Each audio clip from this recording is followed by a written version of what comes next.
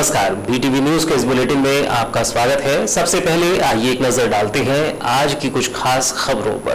BTV news की headline के प्रायोजक हैं जायसवाल हीरो।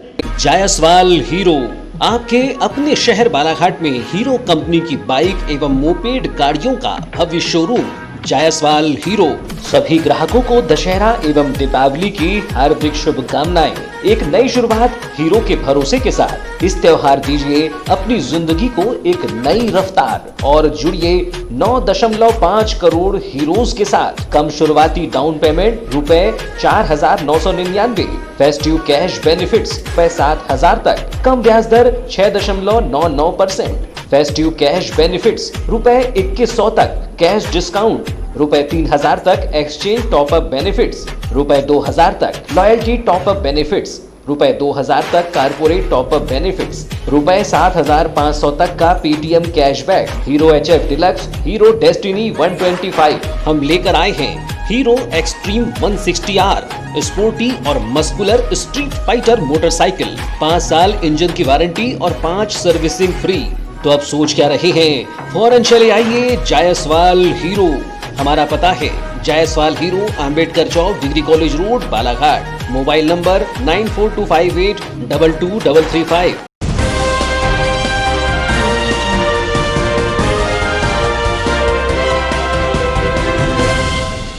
कोरोना पॉजिटिव का निजी चिकित्सालय में चल रहा उपचार, बात बिगड़ी तो जिला चिकित्सालय जाने की कही बात। सीटी स्कैन की रिपोर्ट में कोरोना पॉजिटिव होने की लगी जानकारी। आनंद फानंद में निजी चिकित्सकों ने किया जिला चिकित्सालय रेफर।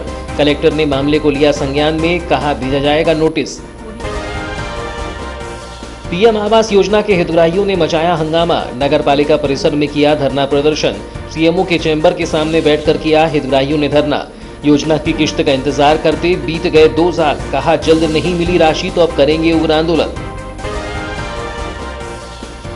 आदिवासी ग्वारी समाज ने सौंपा ज्ञापन, समाज के युवक के साथ जबरन मारपीट किए जाने का मामला। लामता थाना प्रभारी पर मारपीट किए जाने का लगाया आरोप, थाना प्रभारी को निलंबित किए जाने की मांग। पुलिस अधीक्षक कार्यालय पहुंचकर सौंपा ज्ञापन।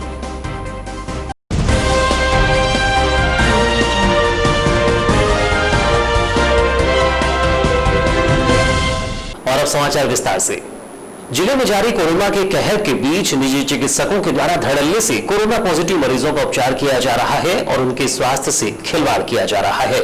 बावजूद इसके जिला प्रशासन और स्वास्थ्य विभाग को मामले की जानकारी ही नहीं है।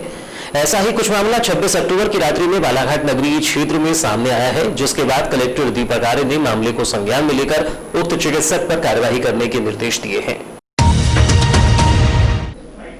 जिले के निजी चिकित्सालयों में कोरोना पॉजिटिव मरीजों का उपचार व उनके टेस्ट किए जाने का यह कोई पहला मामला नहीं है। इसके पूर्व में भी निजी चिकित्सालयों के द्वारा कोरोना के संदिग्धों को भर्ती कर उनका इलाज किया गया और जब बात बिगड़ गई तो उन्हें जिला चिकित्सालय जाने या फिर उचित इलाज के लिए जिले से बाहर निजी चिकित्सालयों में जाने की सलाह दे दी गई। लेकिन इन मामलों में खास बात यह है कि ना तो ऐसे मामलों की जानकारी जिला प्रशासन को मिली और ना ही स्वास्थ्य विभाग को, बल्कि इन निजी चिकित्सालयों के संचालकों ने भी इसकी जानकारी देना जरूरी नहीं समझा। लेकिन जब बात बिगड़ गई तो स्वास्थ्य विभाग ने खाना पूर्ति करते हुए ऐसे निजी चिकित्सालयों को मात्र सील करने की कार्यवाही की। कुछ ऐसा ही मामला 26 अक्टूबर को नगर मुख्यालय में पुनः देखने को मिला। जानकारी के अनुसार बालाघाट निवासी एक महिला को विगत 2 दिनों से सांस लेने में तकलीफ हो रही थी, जिसके बाद महिला के परिजनों ने महिला को बैहर रोड स्थित जिला चिकित्सालय के एक जिम्मेदार चिकित्सक के निजी चिकित्सालय में भर्ती कराया, जहां उसका उपचार किया जा रहा था।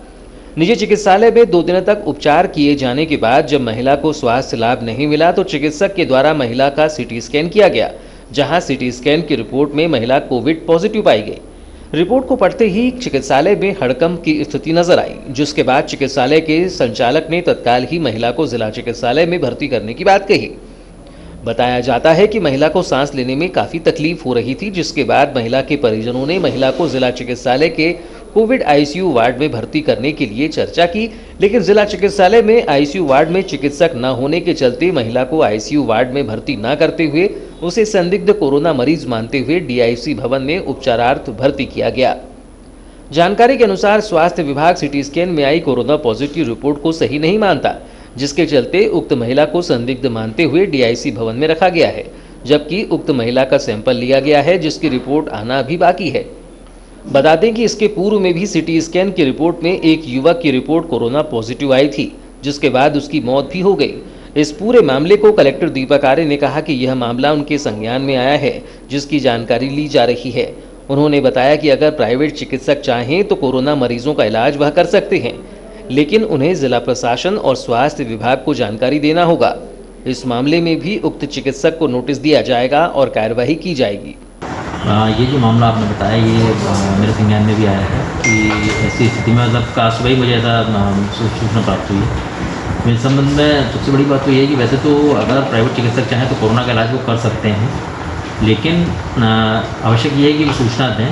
इस संदर्भ में जो भी चिकित्सक हैं उनको नोटिस जारी किया जाएगा और उनसे स्पष्टीकरण दिया जाएगा कि क्यों उन्होंने नहीं बताया। इस दौरान कलेक्टर दीपक आर्य ने जिले के समस्त निजी चिकित्सकों से अपील करते हुए कहा कि अगर कुछ ऐसा मामला सामने आता है तो वह तत्काल ही जिला प्रशासन को सूचित करें, जिसके बाद उसका कोविड टेस्ट कराया जा सके। अगर वह कोरोना पॉजिटिव नहीं निकलता है तो ही उसका उपचार करें। मैं शुरू से ही सभी से ये अपील कर रहा हूँ कि कृपया जब भी ऐसे प्रकरण सामने आए तो सबसे पहले जिला प्रशासन को सूचित करें और उसका टेस्ट करवाएं। टेस्ट करने के उपरांत ही इलाज करें। यदि वह कोरोना पॉजिटिव नहीं है तब उसका इलाज आप निरंतर रखें। यदि वो कोरोना पॉजिटिव है तो उसके लिए अलग से वार्ड बना करके उसका इलाज करें या फिर जिला अस्पताल की सुविधा में उसको पहुँचाएं। धन्यवाद। प्रधानमंत्री आवास योजना के तहत तीसरी किश्त की राशि का विगत 2 सालों से इंतजार कर रहे बालाघाट नगर के हितग्राहियों का आखिरकार गुस्सा फूट पड़ा और उन्होंने वर्ष 2017 में मिली प्रधानमंत्री आवास योजना के लाभ मिलने पर मिले प्रमाण पत्रों को लेकर नगर पालिका पहुंचकर जमकर हंगामा करते हुए धरना प्रदर्शन किया। आपको बता दें कि बालाघाट नगरीय क्षेत्र में निवासरत 1800 हितग्राहियों को 2017 में प्रधानमंत्री आवास योजना के तहत स्वीकृति पत्र दिए गए थे, जिसके बाद प्रथम किश्त मिलने पर हितग्राहियों ने अपने कच्चे मकानों को तोड़कर प्रधानमंत्री आवास योजना के तहत निर्माण कार्य शुरू किया था, जिसके बाद से किसी हितग्राही को दूसरी किश्त तो किसी को तीसरी किश्त नहीं मिली है, जिसके चलते आवास निर्माण का कार्य अधूरा पड़ा है। विगत दिनों पहले 5 करोड़ की राशि आवंटित हुई है, बावजूद इसके इन हितग्राहियों को किश्त का आवंटन नहीं हो पा रहा है, जिससे नाराज हितग्राहियों ने सोमवार को नगर पालिका परिसर में सीएमओ के केबिन के सामने बैठकर प्रदर्शन किया।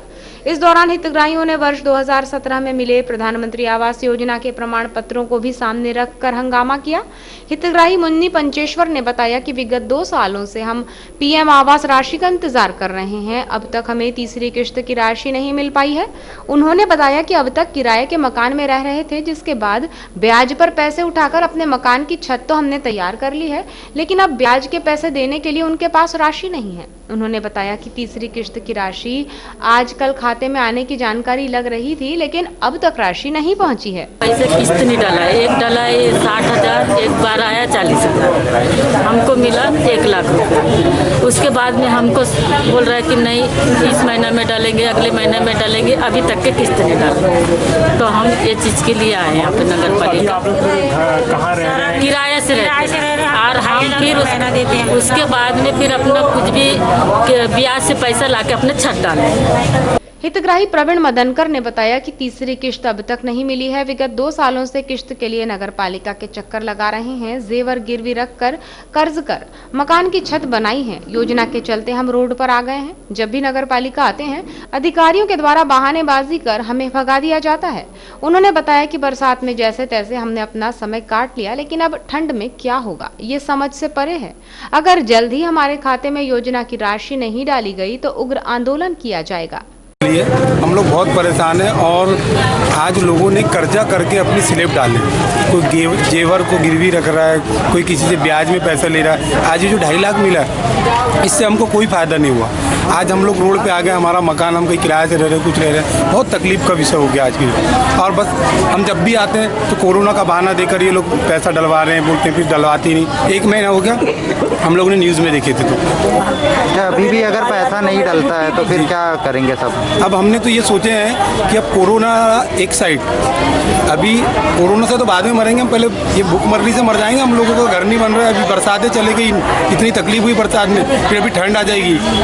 इतना नुकसान हो रहा है लोगों का, हमने सोचा भूख आंदोलन किया जाए। मामले में नगरपालिका सीएमओ सतीश मटसेनिया ने बताया कि हितग्राहियों की लिस्ट हमारे द्वारा बैंक को पहले ही भेज दी गई थी, लेकिन बैंक में कोरोना पॉजिटिव मरीज मिलने से बैंक की शाखा बंद थी। आज बैंक पुनः प्रारंभ हुआ है, जिसमें 2 लिस्ट भुगतान के लिए जा चुकी हैं, जिसमें पहली लिस्ट में 74,50,000 और दूसरी लिस्ट 2,40,50,000 रुपए की है। आज बैंक खुल गया है, जिसके बाद आज शाम तक हितग्राहियों के खातों में पैसा आ जाएगा। 50,000 रुपये प्रति हितग्राही।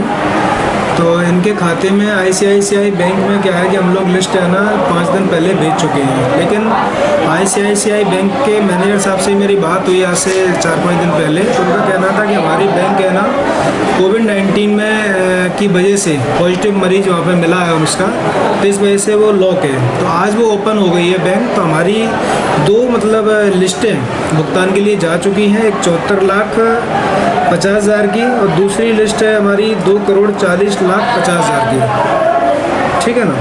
तो इतना पैसा लगभग ये जा चुका है। तो ये आज बैंक खुल गई है, तो बैंक के माध्यम से हितग्राहियों के खाते में शाम तक या फिर बैंक वालों की जो प्रक्रिया है उसके अकॉर्डिंग पहुँच जाएगी।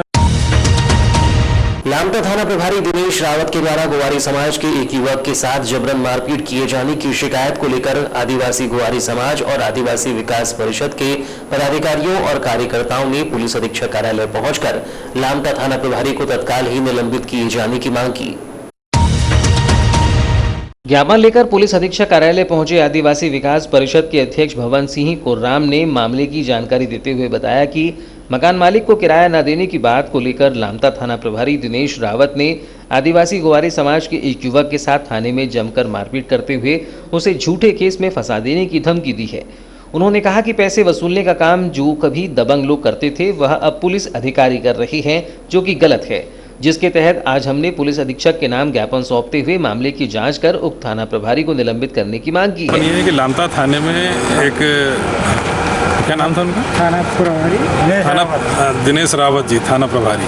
उनके द्वारा एक क्या कुछ वीरेंद्र नेवार करके हैं जो MP ऑनलाइन चलाते थे, तो जिनके मकान में वो जिनकी दुकान थी उनके कहने पे, यानी वहाँ के 2-4 लोगों के कहने पे थाने में बुलाकर उसे बुरी तरह मारा गया और उसे ये कहा गया कि वहाँ से दुकान खाली कर दो और एक जो किराया जो बाकी का था वो उन्हें दें।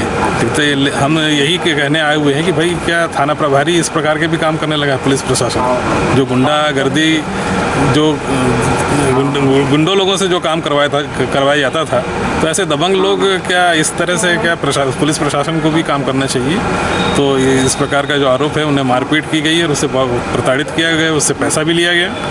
तो हम उसी थाना प्रभारी के खिलाफ यहाँ पे शिकायत दर्ज कराने आए थे हमारे SP साहब के साथ, और उनसे कहा गया है, उन्हें ज्ञापन भी दिया गया है कि उस थाना प्रभारी को वहाँ से तत्काल बर्खास्त किया जाए।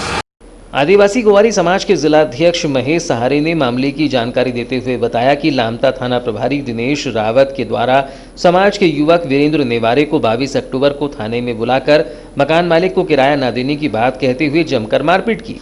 इस दौरान थाना प्रभारी के द्वारा युवक को डंडे सहित लात घूंसों से जमकर पीटा और जबरन झूठे केस में फंसा देने की धमकी भी दी है, जिसकी हम घोर निंदा करते हैं और मांग करते हैं कि तत्काल ही लामटा थाना प्रभारी को निलंबित किया जाए। अगर ऐसा नहीं होता है तो आने वाले समय में सड़कों पर उतरकर उग्र प्रदर्शन किया जाएगा। हमने किराए की दुकान पे लिया, वीरेंद्र नेवारे ने दुकान, लॉकडाउन की वजह से वो अपना किराया नहीं दे पाया, तो उनसे कुछ दिन पहले बातचीत हो गई, लिखा पढ़ी भी हो गई कि 1 महीने के अंदर सारा किराया जमा कर देंगे, और इनने पूरा 13,000 जो बकाया था वो जमा भी कर दिए। लेकिन थाना प्रभारी दिनेश रावत द्वारा लामटा थाना के अंदर बुलाकर उनके कपड़े उतारकर पीठ में डंडे से मारा और इनका पैसा दो ना, और पैसा नहीं देते हो और दुकान खाली नहीं करते हो तो तुमको कोई भी झूठा केस लगाकर, शराब का गांजा का केस लगाकर तुमको जेल में डाल देंगे, वहाँ सड़ते रहोगे तुम, ऐसे वहाँ के थाना प्रभारी ने बोला है। उसकी हम घोर निंदा करते हैं। हमारा आदिवासी गोवारी समाज संगठन, सर्व आदिवासी संगठन इसका घोर विरोध करते हैं। आज SP साहब को हमने ज्ञापन दिए और SP साहब ने आश्वासन दिए कि जल्दी से जल्दी कार्रवाई की जाएगी। मध्य प्रदेश राज्य सहकारी कर्मचारी महासंघ में जिला खाद्य अधिकारी पर स्थानांतरण कार्यवाही नहीं होने और जिले के 23 केंद्रों को उपार्जन केंद्र बनाए जाने में की जा रही देरी पर एक बार फिर अनिश्चितकालीन हड़ताल की चेतावनी दी है। 27 अक्टूबर को सहकारी कर्मचारी महासंघ ने कलेक्टर दीपक आर्य से मुलाकात की और मांगों के निराकरण को लेकर चर्चा की। कलेक्टर से चर्चा कर बाहर आए सहकारी कर्मचारी संघ अध्यक्ष पीसी चौहान ने कहा कि सहकारी कर्मचारी महासंघ की मांगों के निराकरण को लेकर चर्चा में कोई प्रशासनिक संतुष्टि नहीं मिली। उन्होंने कहा कि सहकारी कर्मचारियों की हड़ताल को खत्म करने हमारे साथ वादा कर छल किया गया है, जिसे सहकारी कर्मचारी बर्दाश्त नहीं करेगा। अब तक न तो जिला खाद्य अधिकारी पर कार्रवाई की गई और न ही 23 केंद्रों की स्थापना को लेकर कोई कार्रवाई की गई, जिससे सहकारी कर्मचारी स्वयं को ठगा महसूस कर रहा है। प्रशासन द्वारा सहकारी कर्मचारियों की मांगों पर ध्यान नहीं दिए जाने से नाराज सहकारी कर्मचारी महासंघ आगामी 2 नवंबर से जिले में अनिश्चितकालीन हड़ताल में जा रहा है, जिससे सहकारी समितियों के माध्यम से मिलने वाली सारी सुविधाएं ठप कर दी जाएंगी। उन्होंने कहा कि जिला खाद्य अधिकारी अपने बचाव के लिए न केवल अपने साथियों को गुमराह कर रहे हैं, बल्कि वह मिथ्या और झूठ कहकर शासन प्रशासन को भी गुमराह कर रही हैं। जहां तक उनके द्वारा प्रशासन को सौंपे गए ज्ञापन में 17 अक्टूबर को सहकारी कर्मचारी संघ द्वारा ज्ञापन सौंपे जाने की बात कही गई है, जो पूरी तरह से झूठी है। वहीं वह भ्रष्टाचारी वाले बयान पर भी नहीं बोलने की बात कहकर झूठ बोल रही हैं, जबकि अखबार में उनके भ्रष्टाचारी बोलने का बयान है जो इसकी पुष्टि करता है। अध्यक्ष चौहान ने कहा कि सहकारी कर्मचारियों की हड़ताल के दौरान महासंघ प्रदेश अध्यक्ष, प्रदेश पदाधिकारी और प्रदेश के विभिन्न जिलों के महासंघ ने पहुंचकर जिले के सहकारी कर्मचारियों के आंदोलन को समर्थन देकर पूरे प्रदेश में आंदोलन की बात कही थी। उस दौरान प्रशासन ने सहकारी कर्मचारी महासंघ से वादा किया था कि जल्द ही उनकी मांगों पर गंभीरता से विचार किया जाएगा, लेकिन उस पर कोई ध्यान नहीं दिया गया, जिससे सहकारी कर्मचारी स्वयं को प्रशासनिक वादे से ठगा महसूस कर रहा है। उन्होंने कहा कि अब ऐसा दोबारा न हो, इसका महासंघ न केवल ध्यान रखेगा, अपितु आगामी 2 नवंबर से किए जा रहे अनिश्चितकालीन हड़ताल अब तक जारी रहेगी, जब तक जिला खाद्य अधिकारी पर स्थानांतरण कार्यवाही और 23 केंद्रों की स्थापना नहीं हो जाती। फिलहाल समाचारों में वक्त है छोटे से ब्रेक का। ब्रेक के बाद हम फौरन हाजिर होते हैं, तब तक बने रहिए BTV न्यूज के साथ। The Raymond shop, Raymond's shooting and shirting, जहां आपके लिए है new variety of kurta pyjama for festival season. Navratri और दिवाली के लिए आकर्षक डिस्काउंट ऑफर्स, सभी रेंज के रेडीमेड्स, एक्सेसरीज और मेंस वेयर उपलब्ध हैं। आज ही विजिट करें the Raymond shop. Shirts, trouser जो आपके व्यक्तित्व को निखारे, शूटिंग एंड शर्टिंग एवं exclusive suit length and sherwani cloth. Raymond suits, designer suits की संपूर्ण रेंज उच्चतम गुणवत्ता के साथ बिल्कुल किफायती दामों पर उपलब्ध है। बेल्ट, टाई, कफलिंग्स एक्सेट्रा आपके फिजिक के अनुसार कपड़ों की सिलाई एवं डिजाइनिंग भी की जाती है। मनाइए जिंदगी का जश्न हर पल रेमंड के संग। तो अब सोच क्या रहे हैं, फौरन चले आइए, हमारे शोरूम में आपका स्वागत है। नई साज सज्जा के साथ आधुनिक कपड़ों का भव्य शोरूम, खास वही जो हर पल को खास बनाए। Raymond the complete man, Dharam treasure, circuit house road, Hanuman Chowk, Balaghat. Contact 917632292017। Nehru Yuva Kendra Balaghat युवा कार्यक्रम एवं खेल मंत्रालय भारत सरकार के तत्वाधान में ग्राम गोंगले में नेहरू युवा केंद्र बालाघाट के राष्ट्रीय युवा स्वयंसेवकों के सक्रिय सहयोग से ग्राम में कोविड-19 जागरूकता कार्यक्रम तथा स्वच्छता श्रमदान कार्यक्रम की जागरूकता रैली निकाली गई। रैली निकालने के पूर्व ग्राम पंचायत सभा कक्ष में एक परिचर्चा का आयोजन किया गया, जिसमें सतर्कता और जागरूकता सप्ताह के तहत जिले के आम जनों को हमारे दैनिक में किस किस तरह से सतर्कता बरतें और जब कोई भी सामान खरीदें तो उसका बिल जरूर लें, इस विषय पर जानकारी दी गई। बिल लेने के बाद हमने जो टैक्स के रूप में राशि दी है वो हमारे देश की होगी। इस बार सतर्कता जागरूकता सप्ताह का विषय और लोगो है सतर्क भारत समृद्ध भारत पर एक परिचर्चा का आयोजन किया गया, जिसमें वक्ताओं में प्रमुख रूप से लेखापाल CR जंघेला, जिला युवा समन्वयक रश्मि शबनम गुप्ता, सरपंच गंगा प्रसाद लिल्हारे, सहकारी समिति सचिव विजय लिल्हारे और अन्य गणमान्य नागरिकों द्वारा सतर्कता और जागरूकता पर आधारित अपने विचार व्यक्त किए गए। अपने विचारों के दौरान लोगों को जागरूक किया गया कि वे अपने जीवन में सतर्क रहें और देश को समृद्ध बनाएं। परिचर्चा आयोजन के पश्चात ग्राम गोंगलई में जबरदस्त नारों के साथ स्वच्छता श्रमदान जन जागरण कार्यक्रम और कोरोना जन जागरूकता की रैली का आयोजन किया गया, जिसमें गणमान्य नागरिक, बच्चे और नौजवानों की सक्रिय भागीदारी रही। ग्रामवासियों के समक्ष सतर्कता, जागरूकता के प्रचार प्रसार और स्वच्छता के प्रति शपथ दिलाई गई। आभार के उपरांत कार्यक्रम का समापन किया गया। 26 अक्टूबर को प्राप्त रिपोर्ट में बालाघाट जिले के 15 मरीजों के सैंपल कोरोना पॉजिटिव पाए गए हैं। शासन के प्रोटोकॉल के अनुसार 40 मरीजों के ठीक हो जाने पर उन्हें 26 अक्टूबर को डिस्चार्ज कर दिया गया है। इस प्रकार बालाघाट जिले में अब तक कुल 1971 मरीज कोरोना पॉजिटिव पाए जा चुके हैं। इनमें से 1756 मरीज शासन के प्रोटोकॉल के अनुसार ठीक होकर अपने घर जा चुके हैं। 193 मरीजों का उपचार किया जा रहा है। मुख्य चिकित्सा एवं स्वास्थ्य अधिकारी डॉक्टर मनोज पांडेय से प्राप्त जानकारी के अनुसार 26 अक्टूबर को कोरोना पॉजिटिव पाए गए 15 मरीजों में गायखुरी बालाघाट का 1 मरीज, सर्किट हाउस रोड का 1 मरीज, पुलिस लाइन का 1 मरीज, सरेखा का 1 मरीज, हट्टा के 2 मरीज, हट्टा टोला का 1 मरीज, समनापुर का 1 मरीज, किरनापुर तहसील के ग्राम पानगांव का 1 मरीज, लांजी का 1 मरीज, नगरीय क्षेत्र कटंगी के वार्ड क्रमांक 3 का 1 मरीज, लालबर्रा तहसील के ग्राम अमोली का 1 मरीज, नगरीय क्षेत्र बैहर के वार्ड क्रमांक 8 का 1 मरीज, नगरीय क्षेत्र वारासिवनी का 1 मरीज, वारासिवनी के वार्ड क्रमांक 12 का 1 मरीज शामिल है। कोरोना पॉजिटिव पाए गए मरीजों के उपचार के लिए जिला प्रशासन बालाघाट द्वारा पर्याप्त संख्या में बेड का इंतजाम किया गया है। कोविड सेंटर गोंगलई, बालाघाट, बैहर और लांजी में 575 बेड और आईटीआई के पीछे बूढ़ी बालाघाट में बनाए गए कोविड अस्पताल में ऑक्सीजन सुविधा युक्त 105 बेड का इंतजाम किया गया है।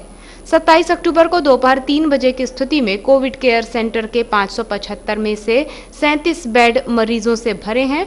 ऑक्सीजन सुविधा युक्त आईसीयू बेड पर 3 मरीज भर्ती हैं। 165 मरीजों को होम आइसोलेशन में भर्ती रखा गया है। कोरोना पॉजिटिव 789 मरीजों को आरोग्य कसायम काढ़ा दिया जा रहा है। कोरोना जांच के लिए बालाघाट जिले से 34,180 सैंपल भेजे जा चुके हैं। इनमें से 31,368 सैंपल्स की रिपोर्ट कोरोना नेगेटिव आई है। जिले की वारासिवनी तहसील अंतर्गत रामपाली पंचायत में हर साल दशहरा पर्व में मिट्टी के रावण का दहन किया जाता है। यह परंपरा सालों से कुम्हार समाज निभाते आ रहा है, जो इस साल भी 26 अक्टूबर को दशहरा स्थल पर 7 घंटे में 10 मूर्तिकारों ने मिलकर 6 फीट ऊंचाई वाली रावण की प्रतिमा तैयार करते हुए रंग रोगन किया, जिसके बाद 26 अक्टूबर की शाम रावण का दहन किया गया। इस मौके पर श्रीराम स्वामी देवस्थान ट्रस्ट रामपाली द्वारा भगवान श्रीराम, लक्ष्मण और माता सीता का डोला लेकर पहुंची, जहां इस बार 68वें साल में कोरोना काल के चलते शासन की गाइडलाइन के अनुसार रावण दहन किया गया। इस बार श्रीराम, लक्ष्मण, माता सीता की जीवंत झांकी नहीं बनाई गई। श्रीराम मंदिर से डोला लेकर दशहरा स्थल श्रद्धालु पहुंचे, जिसके बाद राजपूत समाज के लोगों ने रावण का दहन किया। कुम्हार समाज के अशोक कुमार, भावलाल कुमार, गणेश तुमने सहित अन्य ने बताया कि रामपाली में वनवास के दौरान भगवान श्रीराम, लखन, माता सीता आए थे। यहाँ चंदन नदी के किनारे पर 600 साल पुराना भगवान श्रीराम का मंदिर है। रामपाली का पूर्व में नाम पदावली था। यहाँ श्रीराम के चरण पड़ने से रामपाली नाम से विख्यात हो गई।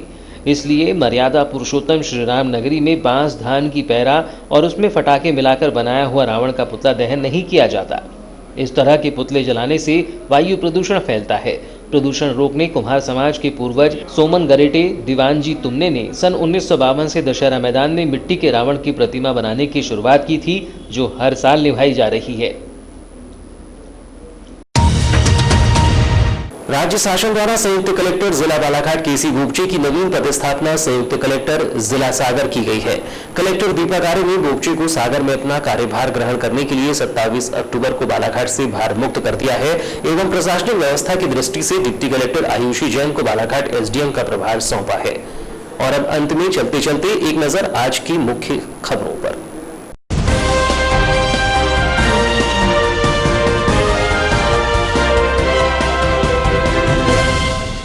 कोरोना पॉजिटिव का निजी चिकित्सालय में चल रहा उपचार, बात बिगड़ी तो जिला चिकित्सालय जाने की कही बात। सीटी स्कैन की रिपोर्ट में कोरोना पॉजिटिव होने की लगी जानकारी। आनंद फानन में निजी चिकित्सकों ने किया जिला चिकित्सालय रेफर। कलेक्टर ने मामले को लिया संज्ञान में, कहा भेजा जाएगा नोटिस। पीएम आवास योजना के हितग्राहियों ने मचाया हंगामा, नगर पालिका परिसर में किया धरना प्रदर्शन। सीएमओ के चैम्बर के सामने बैठकर किया हितग्राहियों ने धरना। योजना की किश्त का इंतजार करते बीत गए 2 साल, कहा जल्द नहीं मिली राशि तो अब करेंगे उग्र आंदोलन। आदिवासी ग्वारी समाज ने सौंपा ज्ञापन, समाज के युवक के साथ जबरन मारपीट किए जाने का मामला। लामता थाना प्रभारी पर मारपीट किए जाने का लगाया आरोप, थाना प्रभारी को निलंबित किए जाने की मांग। पुलिस अधीक्षक कार्यालय पहुंचकर सौंपा ज्ञापन।